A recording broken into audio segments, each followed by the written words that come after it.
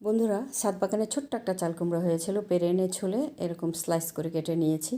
এখন কড়াইতে তেল দিয়ে দিলাম, হলুদ আর লবণ মাখিয়ে চাল কুমড়ার স্লাইসগুলো আমি ভেজে নিচ্ছি। দেখুন, একটু ঢাকা দিয়ে দিলাম। তো আপনাদের যদি ভালো লেগে থাকে বন্ধুরা, আমার চ্যানেলটি সাবস্ক্রাইব করে দিন, আপনাদের কাছে আমার অনুরোধ রইল। তো বন্ধুরা, যখন আমার এটা ভাজা হয়ে গেল, আমি নামিয়ে নিয়েছি দেখুন।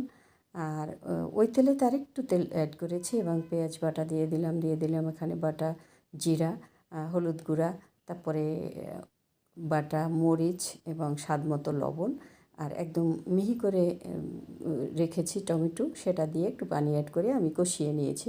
তারপরে আমি দিয়ে দিলাম আগে থেকে রেডি করে রাখা চিংড়ি মাছ, ঢাকা দিয়ে কষিয়ে নিয়েছি। এখন দেব এখানে সরিষা বাটা, সেটা পানি দিয়ে গুলে নিয়েছি, দিয়ে দিলাম। যখন এরকম একটা গ্রেভি হয়ে গেল, দিয়ে দিলাম এখানে কাঁচামরিচ আর ভেজে রাখা চাল কুমড়ার টুকরাগুলো দিয়ে আমি নেড়ে চেড়ে রান্না করে নিয়েছি। বন্ধুরা, আশা করি আপনাদের ভালো লেগেছে।